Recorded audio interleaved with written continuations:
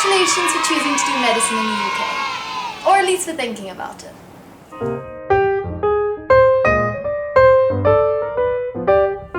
So let's get to it. I'm going to break down the incredibly long and drawn out process of applying and getting into medical school in the UK. I'll tell you about each stage of the process and give you some tips I've picked up along the way that hopefully will help. Starting with step 1, research and work experience. Before I begin, I'd like to say that it does involve a lot of research and you can't really find it in one place, so it's good to just keep searching loads of different sources. So you'd want to start by finding out which universities offer medicine and what course structure they use to teach. Now there are 3 types of course structure: integrated, PBL and traditional. PBL is problem-based learning and involves learning through case studies. You get split up into smaller groups and given a scenario from which you take the learning objectives. You then study them and then discuss them with each other. There's a really good video that describes what it's like to study using PBL and it's linked below.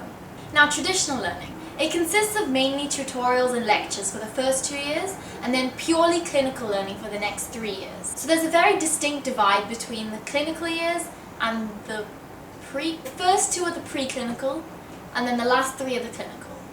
But then if you do 6 years, then it's just different.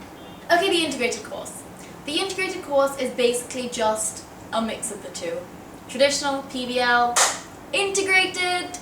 There's no preclinical and clinical divide, so you get patient exposure right from the beginning alongside your learning. Now, this is of course a very brief overview of each type of course structure, so there's a link below to an NHS site called Choosing a Medical School. Hopefully that will give you a more detailed description of what each course structure entails. Okay, the next thing you'll need to know for this stage is the importance of work experience. Once you decide you want to apply for medicine, one of the most important things you need to think about is organising work experience for yourself. In the holidays between your GCSEs and your A-levels, organise work experience. In your holidays between AS levels and A2 levels, organise work experience. I can't express enough how important it is to do one form of voluntary or social work and some type of work experience in a healthcare setting. The reason why work experience is so important is because observing the way people work in healthcare shows that you know what you're getting into and you know what medicine is going to be like. It shows that you're well prepared. You've seen the long hours, how demanding it is to be a doctor or any other type of healthcare professional for that matter.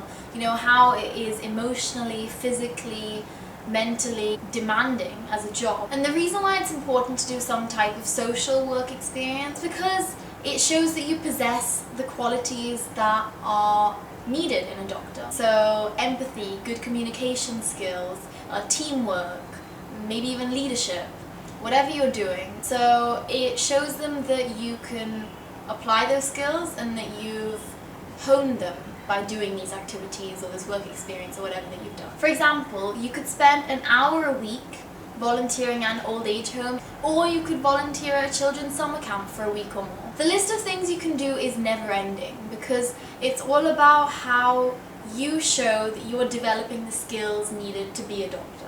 Clinical work experience could be shadowing a nurse, a GP, a doctor, anything that you can think about that lets you observe the way healthcare professionals behave in a work environment. The most important thing is to be able to learn from the experience. It could be as short as 2 days or as long as a few weeks. But what the admissions tutors are really looking for is how much you took away from the experience, how much you learned from it.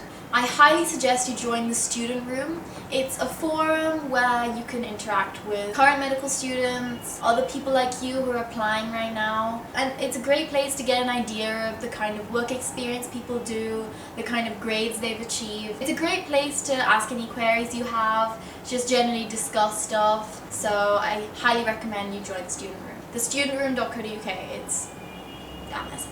Now you'll notice that a lot of applicants do well academically, but also have interests outside of studying like sport or music. So it really helps to have extracurricular activities because it shows that you don't just study all the time. The key word here is work-life balance. Okay, the last thing you need to know is the deadline for your application. Drum roll. Well, that wasn't a joke. Okay. You will have to apply through UCAS, the online application system for, I think, most universities in the UK. You'll have to apply using that before 15th October of the year before you would start medicine. So for example, I finished my A2 exams in June 2015. So I am applying for September 2015 entry. So that means I would start medicine 2015 in September. So my deadline was 15th October 2014, the year before I'm applying to start medicine. And if you're applying for deferred entry, if I was applying for 2016 deferred entry, I'd still have to apply October 2014. Get what I'm saying? You get what I'm saying. Now you may be asking, but what does the application consist of? How is it different to other courses people apply for in the UK? Well, I'll cover all the components you need to work on and know about for your application over the course of the next few videos. Thanks for watching, and I hope I could help you get a better understanding of the process. If you have any questions, you can ask them in the comments below and I'll try and help. Alternatively, you can visit the student room and ask them any questions you have. They're generally pretty helpful people. In the next video, I'm going to talk about the dreaded entrance exams, the UK CAT and the BMAT. Click here to watch the video, and good luck!